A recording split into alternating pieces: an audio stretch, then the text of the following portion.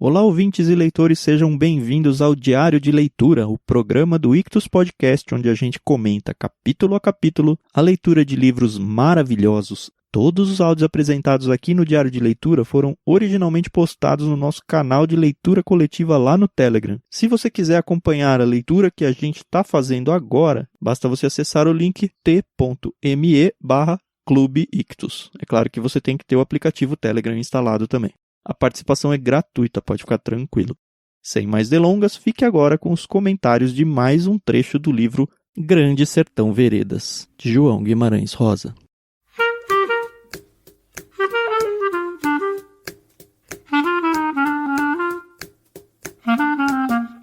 Bom dia, Carol, tudo bem?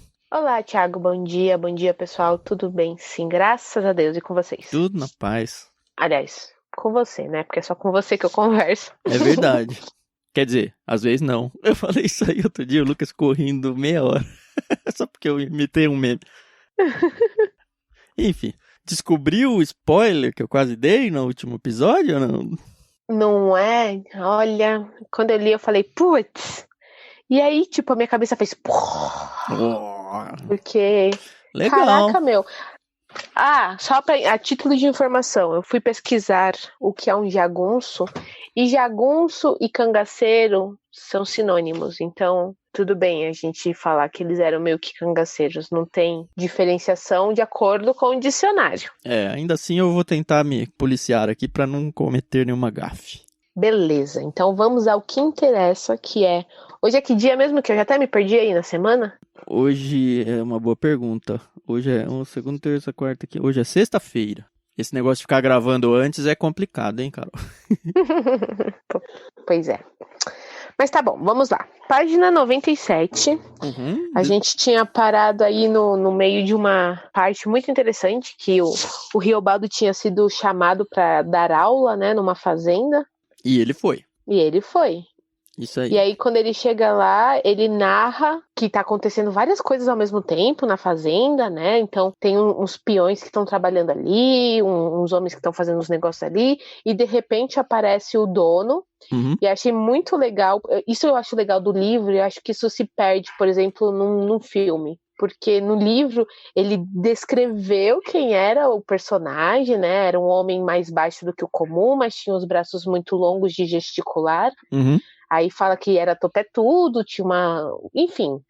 E aí fala, e o nome dele era? Zé Bebelo. Que a gente já fala, pô, que legal.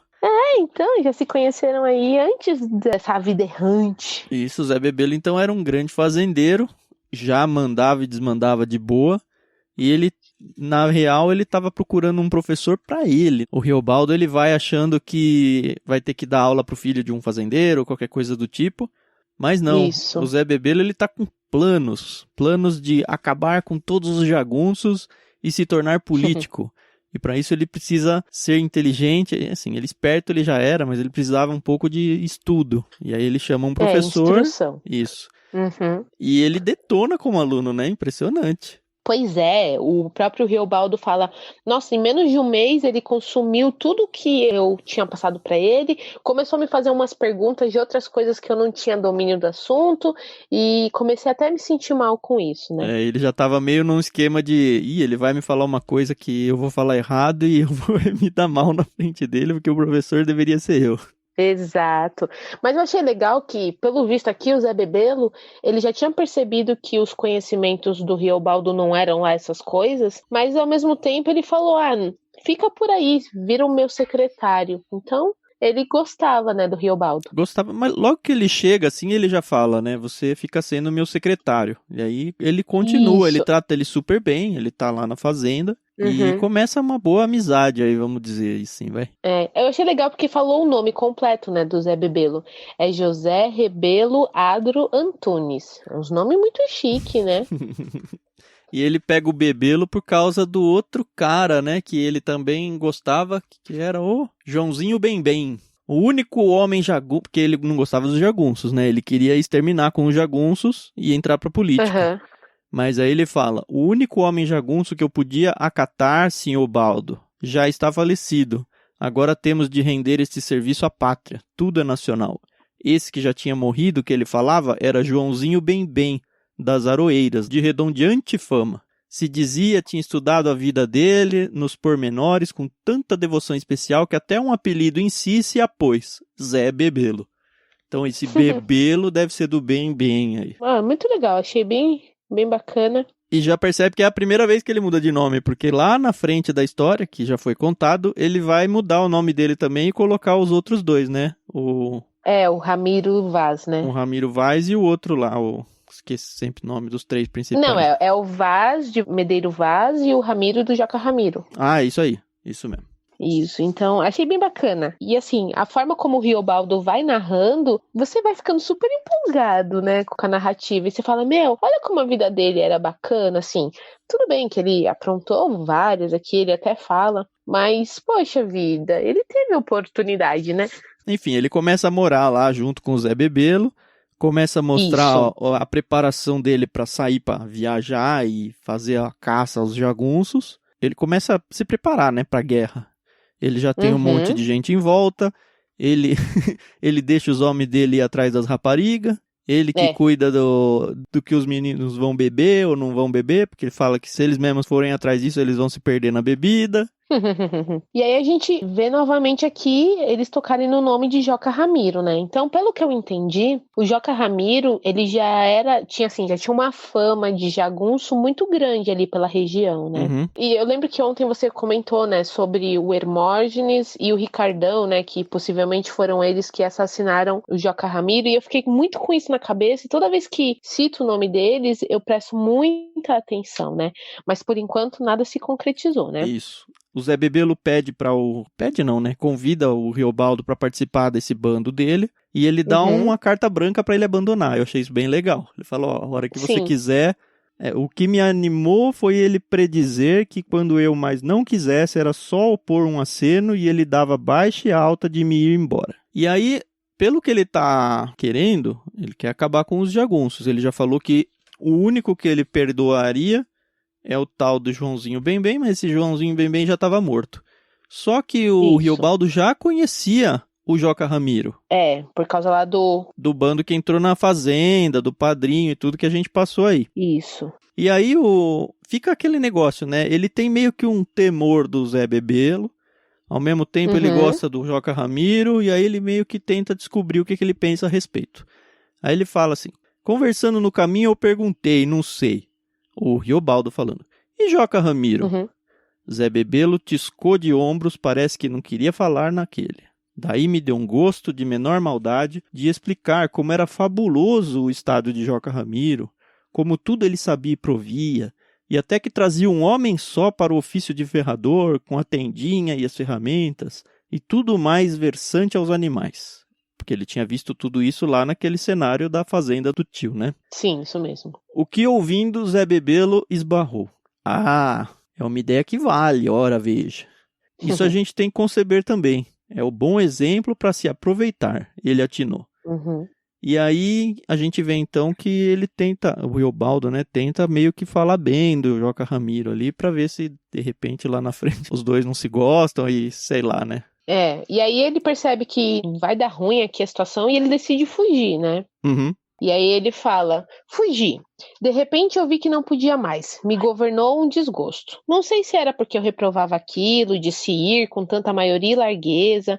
Enfim, ele pegou um dinheiro, pegou o cavalo dele e fugiu. Isso depois de uma batalha com o bando do Ricardão lá, né? E aí ele não curtiu. Isso. É verdade. Que até então eu acho que ele nunca tinha visto mesmo os jagunços enfrentando outras pessoas, né? Enfim. Aí é que ele fala, né? Que ele fugiu, né? Não sabe pra onde ele foi. Mas ele chegou lá numa casa, de repente, já dormiu com uma mulher lá que muito agradou ele. Casada. O marido dela tava fora. E ele gostou tanto de ficar lá com ela, e pelo visto ela também, né? Safada. E ela falou assim, vai mais pra frente, tem uma casa ali, que é a casa do meu pai. Eu falei, mano, que bicha sem vergonha. Mas não é pra falar que tava com ela, né? Vai ali que tem comida, óbvio. Ele falou, né? Ela falou pra ele. Então o meu pai vai te dar almoço e janta, e aí depois eu te passo um aviso pra você poder voltar se o meu marido não voltar. E aí ele fala, beleza, você acende uma fogueira.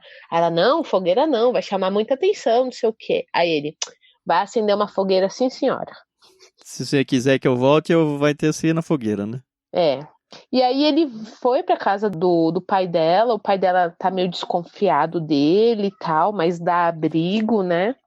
Meio que tenta deixar ele embora rápido, mas porque ele tá, na real, esperando anoitecer pra ver se ele vai ter o revival com a mulher lá, e ele quer ficar até a noitinha pra ver se vai ter uma fogueira pra ele esperando ou não, né? Aí eu sei que ele fala, ele mente, fala que tá meio doente, se ele tem uma cama pra ele descansar, aí o velho põe ele lá dentro de um quarto, ele dorme e acorda pra jantar, né? Isso. Aí, durante o jantar lá, surgem duas figuras, né? Cheguei na sala e dei com outros 3 homens, disseram de si que eram tropeiros.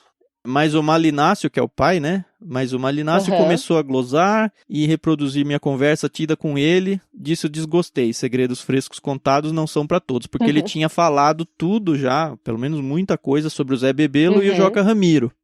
E ele não gostou que ele começou a falar pra esses, entre aspas, aí, tropeiros, né? Aí ele percebe que os caras, e ele só percebe isso um pouquinho mais pra frente, mas que os caras, pelo visto, também eram jagunços, né? Isso, na real eram jagunços, e enquanto eles estavam ouvindo, chegou mais um tropeiro e vinha entrando na soleira da porta. Que aí é a grande surpresa, né? Pois é, quem que era esse terceiro indivíduo aí? Era o menino sim senhor, aquele do Porto de Janeiro, daquilo que lhe contei, o que atravessou o rio comigo numa bamba canoa toda a vida. Que legal, voltou um personagem aí que se torna um personagem importante, né, na história. Ele se apresenta como Reinaldo, né? E assim, ele falou muito dos olhos verdes do Reinaldo, né? Eu lendo o livro, né, falei, caramba, ele gosta de perceber quando as pessoas têm olhos verdes, né? Porque ele já tinha falado, quando ele estava falando do Diadorim, que o Diadorim tinha os braços brancos e os olhos verdes, e o menino aí, que depois a gente descobre que chama Reinaldo, também tinha os olhos verdes. Isso. Falei, bom, deve ser uma característica aí que ele acha bonito, né? E aí, ele reconhece o menino, né, o Reinaldo, e ele fala, e eu tenho certeza que ele também me reconheceu. Ele só não falou, talvez porque ele ficou meio tímido e tal, mas ele sabia que eu sabia que ele sabia. Aí fica aquele elefante branco na sala aí, né? E aí gasta umas 2 páginas dele fazendo pensamentos dele. São muito legais esses textos. A gente não fica mencionando muito aqui, mas é onde estão as joias da história. A gente só tá narrando a história central aqui, mas esses meandros aqui são muito impressionantes, muito fantásticos pra gente ler com calma. E aí ele tem seus questionamentos internos, o livro vai evoluindo, e aí meio que ele acorda dos devaneios dele e volta pra história, né? Isso. E aí ele descobre que os 3 caras que estavam na casa aí, que chegaram, eram do bando de Joca Ramiro. E aí, como ele se afeiçoou muito com o Reinaldo, ele decidiu que ele ia seguir eles, né? Já que ele já tinha fugido mesmo lá do Zé Bebelo. Então ele se juntou aí pro grupo pra... sei lá pra quê, né? Esse mini grupo tinha ido pra essa fazenda porque essa fazenda guardava munição pra eles. Então eles vinham buscar e era um montão, assim, pelo que eu percebi. Então agora eles iam voltar pro grupo do Joca Ramiro com a munição que eles estavam precisando. Da mulher, né? Ele ignorou ela, total. Eu nem sei se ela não acendeu a fogueira, né? Pelo menos não fala nada. Não fala, né? Não fala. Bom, enfim, ele vai junto com esse bando aí, muito pra seguir o tal do Reinaldo, que ele considera pra caramba, né? Conheceu outro dia e já considera vacas. Pois é. E aí mostra, assim, que o Reinaldo, ele falava, assim, muito manso, mas ele tinha um jeito, né?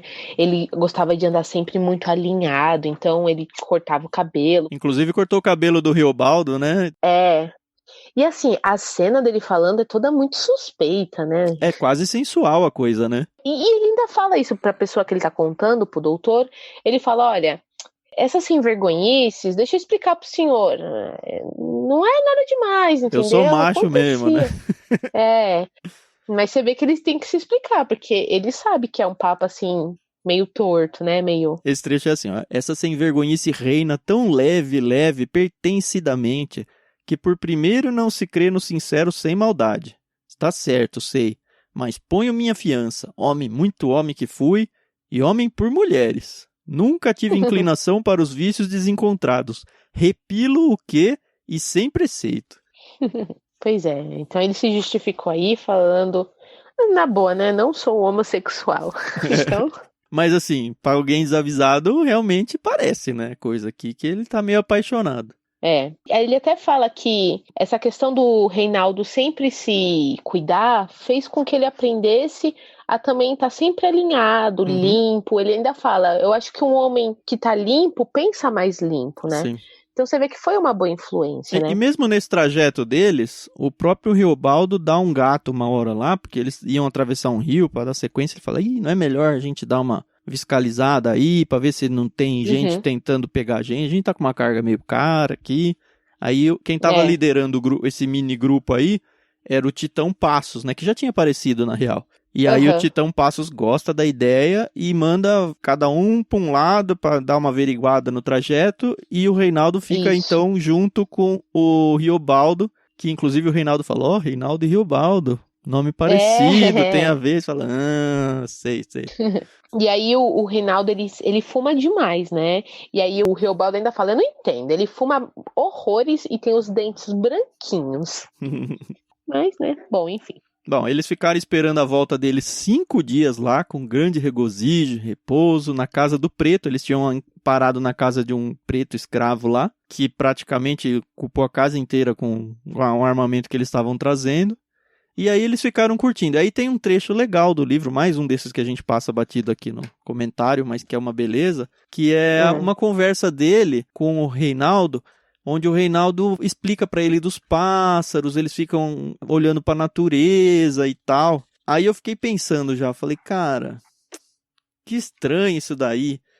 Parece o próprio Diadorim já tinha falado isso, ele lembra lá no começo que ele fala, o Diadorim que me ensinou esse negócio de ficar pensando, de olhar a beleza das coisas na natureza e tal, e ficou um cisco aí na minha cabeça. Mas vai. Então lá os dois, né? E aí o Reinaldo começa a querer conversar com ele, né? Ele chega e fala assim, ô Riobaldo, nós somos amigos de destino fiel. Amigos? Reinaldo, pois eu morro e vivo sendo amigo seu, eu respondi. E aí eu falei, eita lasqueira, por que ele tá falando isso? Aí ele fala, desde a época quando a gente era menino lá, que a gente atravessou o São Francisco, a gente se tornou amigo, né? Aí eles começam, pergunta aqui quem que é o Joca Ramiro, né? O que um acha do outro. Isso o Preto falando, né? O Joca Ramiro, se ele é bom, ele é o Messias. Então, enfim. Eles seguem a viagem depois que volta. Isso, e aí o Riobaldo fica naquela coisa. Eu sou fiel a quem? Ao Zé Bebelo ou ao Joca Ramiro? Eu sou fiel ao Titão Passos ou a Reinaldo? De ninguém eu era de mim. Eu, Riobaldo. Eu não querer contar. Então você vê que, porque ele tá nessa meio que sem querer, né? É que o Titão Passos tinha ficado pressionando ele, porque ele já sabia que ele conhecia o outro bando lá, o do Zé Bebelo. Isso. E ele tava querendo informações pra tentar se precaver e tal, né? Só que, cara, o Zé Bebelo ele foi professor do Zé Bebelo e tudo, não... Então... Ele até fala lá de um caderninho, né, que quando ele era secretário do Zé Bebelo, ele anotava tudo que o Zé Bebelo falava. E ele falou, quer saber? Pegou o caderninho, rasgou, jogou os pedacinhos lá no rio, e ele ainda fala, aquelas águas me lavavam. E de tudo que a respeito do resto eu sabia, cacei em mim um esforço de me completo me esquecer. Então você vê que ele era fiel, né? Eu queria achar uma palavra bacana. Mas você vê que ele se manteve... É fiel mesmo. Ele mesmo não estando no bando do Zé Bebelo, ele não usou nada das informações que ele tinha contra ele, Sim. Né? E aí o que eu acho que o Titão Passos faz... Talvez ele tenha percebido isso no Riobaldo. Porque ele começa a jogar na cabeça dele de que, agora você tá com a gente, o Zé Bebelo vai descobrir e ele vai começar a caçar você pra se vingar. E aí ele passa um tempão com medo, ele fica desesperado, ele fica mal, o Reinaldo vem tentar falar com ele e ele não quer mais nem saber, aí ele fica numa crise assim, ele fala, mas de feito eu carecia de ficar sozinho, nem a pessoa especial do Reinaldo não me ajudava, sozinho sou, sendo, de sozinho careço, sempre nas estreitas horas isso eu procuro. Eu até marquei porque isso é muito eu, assim. Tem hora que eu preciso de mim mesmo para resolver os meus problemas e qualquer um que se aproximar vai mais atrapalhar do que ajudar. E o Reinaldo respeita isso, ele entende isso. Sim. E aí o próprio Riobaldo, ele meio que faz um jejum, né? Pelo menos eu interpretei dessa forma. ele começa a parar de fumar o cigarro dele da manhã. Isso. E aí ele começa a parar de beber, e aí toda vez que ele tem vontade, ele meio que vai cortando, e dentro dessa disciplina, entre aspas, espiritual dele aí, ele retoma a coragem dele. Exato. E aí ele começou a ficar mais felizinho, né?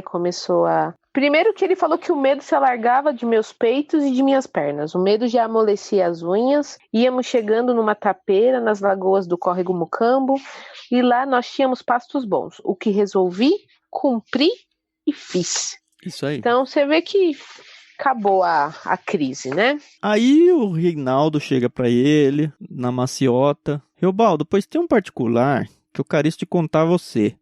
E que esconder mais não posso. Escuta. Eu não me chamo Reinaldo de verdade. Esse nome é apelativo, inventado por necessidade minha. Carece de você não me perguntar por quê. Tenho meus fados. A vida da gente faz 7 voltas, se diz. A vida nem é da gente. E aí fica aquele negócio. Você era menino, eu era menino, atravessamos o rio na canoa, nos topamos naquele porto. Desde aquele dia que somos amigos. Que era, eu confirmei e ouvi. Pois então, meu verdadeiro nome é Diadorim. Aí eu, Você suspeitava? Eu fiquei com uma raiva de não ter falado isso aqui, porque quando ele narra lá na canoa, e ele fala dos olhos verdes e tudo, eu falei, quer ver que esse moleque aí vai ser o Diadorim, cara? Sério, e eu não falei, nem imaginava. Nossa, tinha certeza, eu não falei nada aqui, devia ter falado pra ter registrado, mas infelizmente passou batido. Mas dessa vez não passou, não. Eu tomei um choque, porque assim, quando a gente conhece o Diadorim lá no início, a gente vê que ele é um jagunço como o Riobaldo, que ele tem afazeres como o Riobaldo, né, tal. Você não vê que eles podem ter qualquer tipo de classe social diferente. Mas o próprio Riobaldo tem isso, né? Ele se torna rico e tal. O Joca Ramiro é rico, o Zé Bebelo é fazendeiro. Todo mundo é, né? Então. Eles são jagunços de mequetrefe, né? São jagunços por inspiração, não por necessidade. É.